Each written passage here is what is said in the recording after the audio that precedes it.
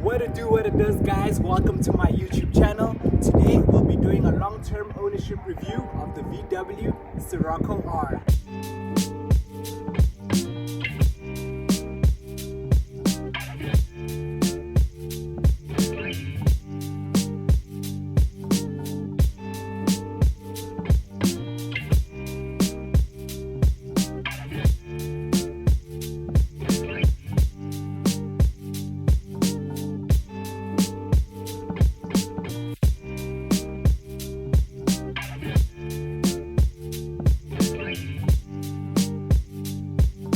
Let's just start with the visual appeal of the car.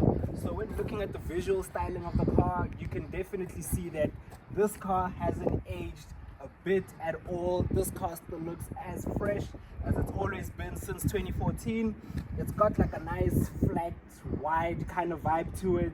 Got some big air things going on here that kind of help make it look very, I need to breathe. I'm a sports car, right?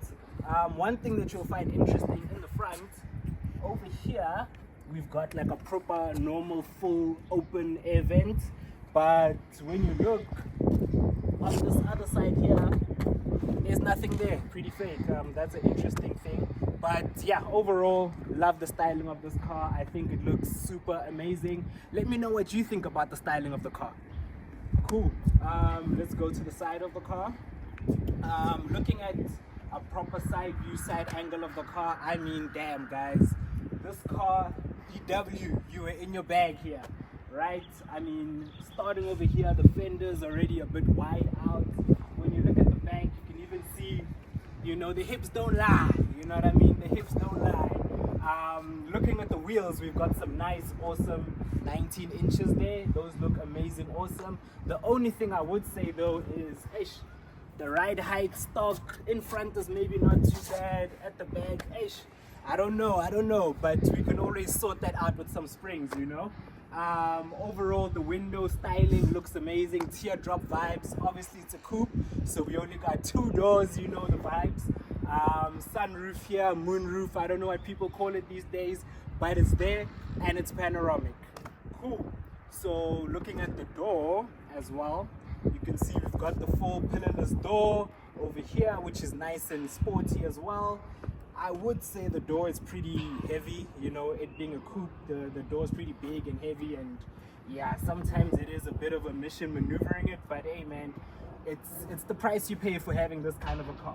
So coming around to the back of the car, you can see similar vibe going on with it being very flat and wide at the back. I think even more so here.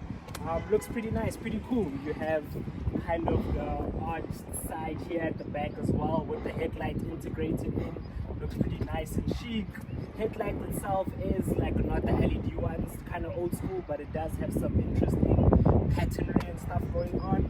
Look at the bumper, definitely different and much bigger compared to the regular Scirocco. You can even see it's got like little accents here and things that kind of make it nicer and buff. We've got also the exhaust, pretty awesome exhaust. They are dual exhaust. Most of the time when the car is running, it's actually running only the one. It's only when you kind of put the car into sports mode where the valve opens on this side, and yeah, that's when you hear the most. That's where all the fun is happening. Just to speak actually on the arches here, let's go back to the front. I actually forgot something. So I just want to actually highlight, when you're looking from the front of the car, how nice the fenders actually look. If you can look at the fender here, you can just see how much it just pulls out of here and just goes over the wheels. I don't know, man, guys, for me personally, the design of this car, it's the best work VW's ever done. Let me know if you disagree. Let me know your thoughts. Shout out. Yeah, I think we can hop into the interior now.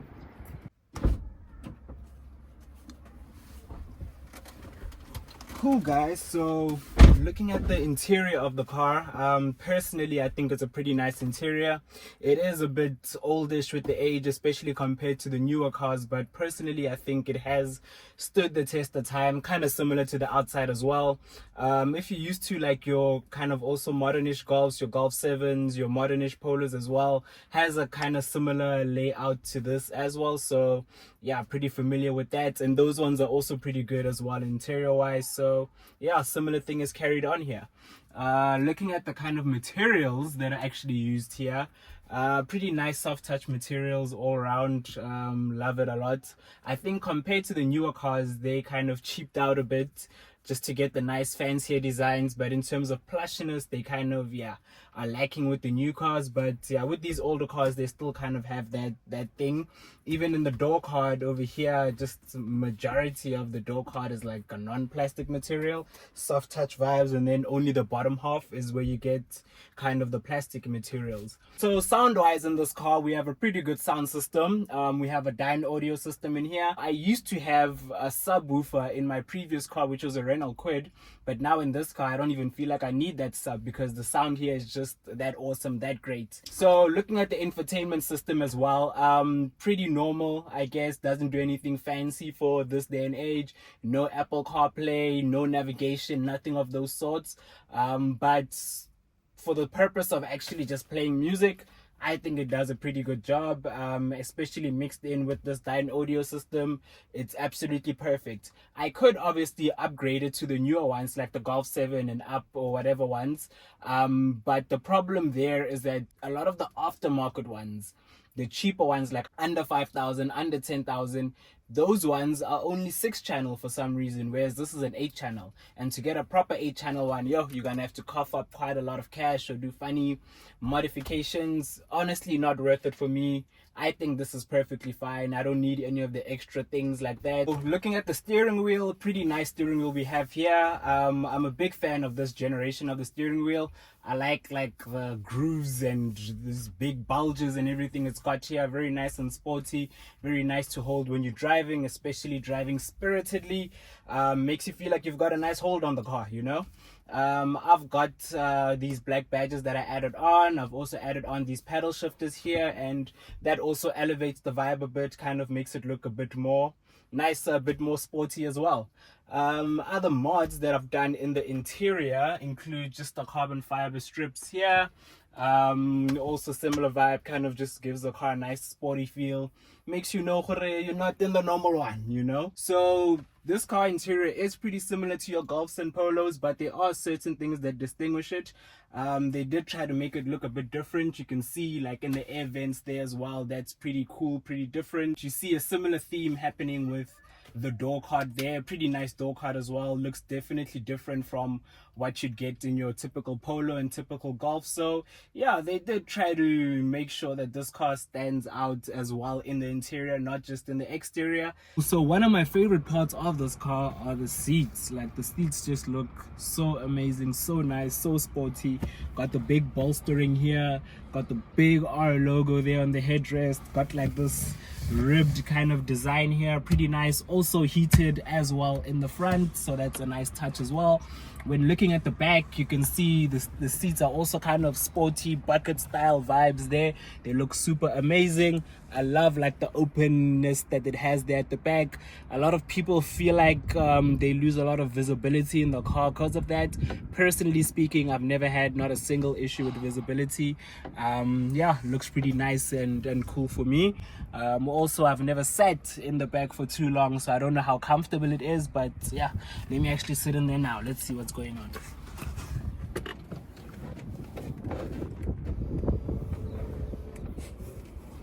Ooh.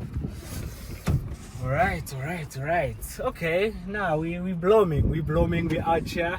Sitting at the back. This is, I don't know, kind of my ride position there, and everything feels cool, normal, cozy here. I would say like the window is a bit small here, so you can get a bit claustrophobic if you're sitting here for too long, but generally speaking, it's a nice place to be. Still got the nice leather materials here, still got the plushiness here. Got the plastic here, but yeah, still got some sort of level of plushiness. So we are, yeah, looking good in the backseat department here.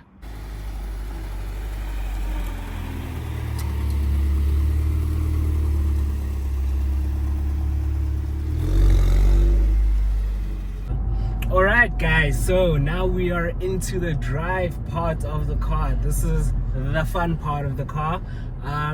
So let's just start with the stats of the car, right? So this is a 2-liter car, 4-cylinder engine. It's got about 188 kilowatts of power. That's like what, 250, 260 horsepower.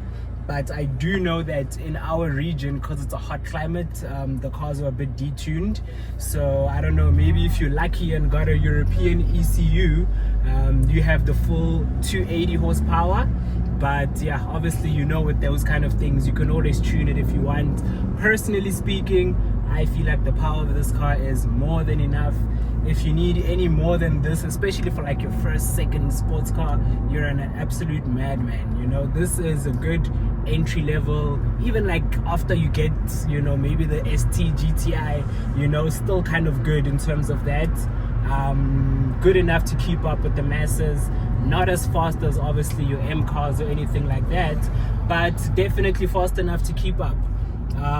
Let's talk about kind of the mode we're in now. So currently this is an automatic car, so DSG. Pretty nice, I like it. So when it comes to the gearbox, this is DSG dual clutch. Everybody knows it, the lovely, amazing gearbox from VW. Personally, I think it is awesome. It is nice. A lot of people have problems with it and say that it can be a bit jerky, clunky, whatever, because I was trying to figure out the gears. In my personal opinion, that's only maybe happened to me maybe once, and that was like deep winter, you know. So I don't know if maybe the oil still needed to heat up or something, and then yeah. But yeah, other than that, gearbox has been fine, perfect, and absolutely smooth. Cool. So with this car, I unfortunately don't have the adaptive suspension where you can switch between comfort and sport with the suspension. So my suspension is maybe always in the normal mode, or maybe even in the sports mode, I don't know, but it's pretty stiff, I'd say. Yeah, compared to any normal car, I think anyone that hops in the car will notice that it's a bit stiff, but honestly speaking, it's still pretty good for what it is, still comfortable enough, you know. Just happens to be when you go on certain bumps and humps, hey, it can feel like the car may want to break in half, but you know what, we can forgive the car for that one, because at least the benefit of having a stiff suspension is you have minimal body roll, you've got absolutely good and nimble handling. The car is absolutely amazing in that term. So yeah, suspension wise, it is a bit rough, it is a bit hard, but hey man, what can you do? If it means that the handling is on point, I'll take it. I'll honestly take it. So in drive, I would say the car drives like a pretty normal car, pretty chilled, pretty normal. I will say that it gives a lot of power pretty early. Like for example, this whole trip right now, I've barely even pressed the throttle more than 10-20%, and you can see we're keeping up with normal traffic. I'd say that's because the car in that 10-20% gives you quite a lot of punch. I guess maybe because it's a very low / mid torque and power kind of car. So yeah, I guess that's where that comes from. But otherwise, comfort mode, you do get obviously a bit of the turbo lag slightly, but for the most part it's normal, and I think that's what most people would want. You'd want a car that feels normal when it's in comfort, but goes absolutely crazy when in sports mode. So right now we're in comfort and we're gonna go into sports mode pretty soon. Cool, so we are out of comfort mode, the boring mode. Now we're into the mode that everybody loves, what the car is really about, what this video is about. It is the sports mode, guys. So immediately in sports mode, the exhaust just gets louder, the throttle response is sharper, just generally the gears hold on for much longer, you get much more power much more earlier. The car just becomes, it's even lighter, the car almost becomes like a go-kart, you know. The car becomes what it truly is meant to be, you know. Yeah, I think I love that the most about the car. The whole dynamic and switch between when you're in comfort, yes, it is fast or whatever, but it feels like a normal fast car in comfort, whereas in sports mode, it just feels like an absolute monster. It feels like an actual VW R car, you know. So if you ever want to judge a car, don't ever judge a sports car based off of comfort mode. If you want to judge a sports car,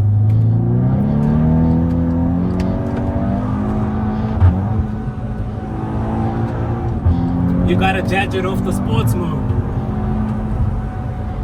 And man, oh man, I'm telling you guys, this car is fire in that regard. Even the brakes right now, brakes are super proper. Forgot to speak about that earlier. I'm not sure exactly what size, but I know that they are definitely bigger than your standard like VWs. I think the Rs come with like the biggest brakes and the biggest calipers as well. So yeah, that's that on the brakes. I've been in actually a Golf 7R, and I'd say this car does feel pretty similar to that, even though the Golf 7R has the all-wheel drive and it's got more power. So generally speaking, it should be more faster, but feeling wise, it feels pretty much the same. And I think that's the most important thing when it comes to these things.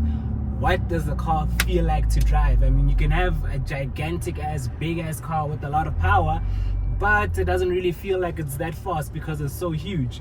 Or you can have a small little car that has average power, but because it's small and nimble, it just feels like such a joy to drive. And I think that's what hatchbacks are about. That's what hot hatches essentially are about. And personally, I think this car embodies that perfectly. What it means to be a hatchback, and I guess what it means to be a sporty coupe in general. If you guys have been in any Scirocco Rs, what do you guys think about it? I know I'm in the VW R clubs, and we always have a dispute. The VW Golf R guys are always saying Siroccos are slow. Siroccos are always saying that the Golfs are ugly. So that's kind of the long ongoing debate we have. So yeah, let me know guys, if you've ever been in a Scirocco, let me know what you think. Do you think it's fast? Personally, I've raced quite a lot of cars on the roads.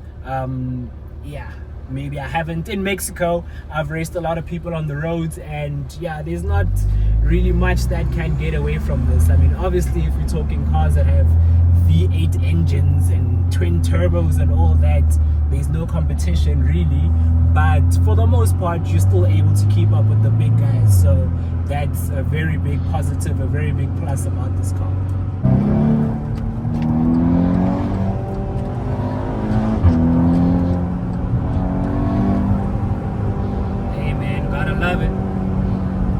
Gotta love it. Let's go. Woo. Come on. Woo. Woo. Woo. The way it took that corner, like, yeah. And funny enough, being a front wheel drive, you would think that these cars kind of should understeer, but because it's got a nice LSD, electronic LSD type of thing happening in the front, what happens is when you're going into turns, it sends a lot of the power into the outer wheels. So when you're going in, it kind of like pushes you into the corner. So that's always amazing. And I think one thing that I like about that as well is if the roads are a bit slippery or whatever, or you're just pushing it hard, it kind of makes it feel like the car is drifting a bit, you know. So it's like a front wheel drive drift into the corner type of thing. It's pretty fun, you know. Does it make you lose time when you're doing some track laps? Yes, obviously you don't want any slip. You want the car to be as sharp as possible when going into those corners. But hey man, if you're talking fun factor, definite 10 out of 10 with that. So the question you're probably asking yourself is, hey dude, what is it like to own this car long term? Is it even worth it to own, especially in 2025? I mean, this car is a 10-year-old car. Still looks pretty good for that, but yeah, the age is starting to hit it a bit. And in my personal opinion, the short answer is hell yeah. If you're getting a good deal and you're buying it for plus minus 300k, you know, and you're getting good mileage and everything, it's not one that's been modified, tuned, all these crazy things, I think it is definitely worth it. One thing to note and mention with the car, I'd say, is just the general maintenance. I think when people want to buy these VW cars, or any car for that matter, you see the price of the car, you think I can afford it, surely it means I can maintain it. What it really costs to own a car is the maintenance, right? So I think if you're able to sort out the maintenance and be comfortable knowing that it's a 10-year-old car, you're gonna have to change some things here and there, then you'll be fine. I mean, yes, it's a VW, so a lot of the things aren't too expensive, especially if you're talking in the German car perspective, right? the things aren't too crazy, but definitely more expensive than your regular car, so you have to be prepared. Also, the age of the car, it being a bit of an older car, things just wear and tear, you know. It's not like the car's broken or it's malfunctioning. Just shit gets old, you know, and things that get old have to be replaced with new things. If you want to travel too much and stuff like that, depending on the size of your family, this is more like a, you know, me and my shawty kind of a car, you know, or maybe you have one kid or something like that. But if you've got a huge family, I think the space could be an issue for you maybe at some point. So that is definitely something to consider. And yeah, that's pretty much that. So speaking about the exhaust, guys, on my car personally, I have a downpipe. I bought the car with a downpipe. I think it's from Rogue Performance, and yeah, personally I'd say that is a good sweet spot. I can't imagine the car being any softer than it is now. The downpipe is not too crazy. It's not a straight pipe or anything like that. It's not like a full back box delete, res delete, you know. It's not crazy. Just got that downpipe and I think cat delete. And yeah, sounds pretty good, pretty grunty, pretty nice and bassy, pretty strong. Especially like now with the DSG farts. The DSG farts hella add on to that, you know, that, you know, gotta love it, gotta love it. Let's see if you'll hear any of those right now.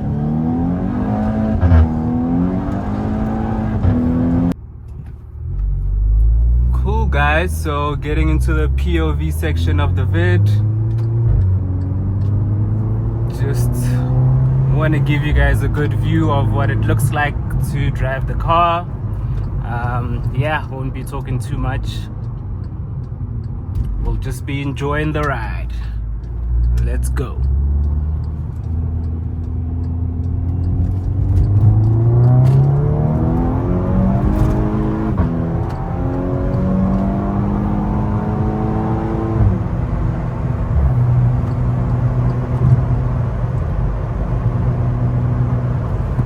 Whoa!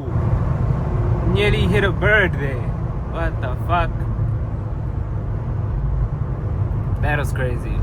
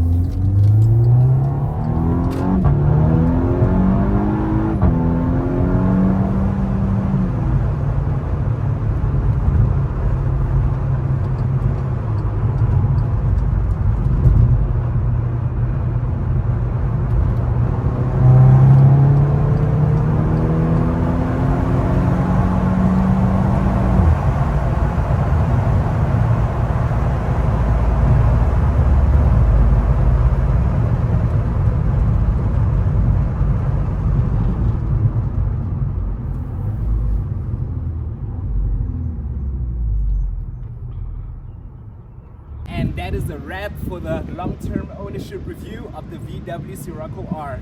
Shout out to making it this far in the video. If you liked what you saw, please guys like and subscribe and share. Tell everybody you know that we are on, we are rocking. We're going to be doing a lot of stuff on the channel. We are going to be building the car mostly. We're going to be doing car meets. We're going to be doing drag meets. We're going to be doing some music stuff as well. But you name it, we're going to be rocking, guys. So please, if you like this kind of content, like and subscribe. And that is it from me. Shout out.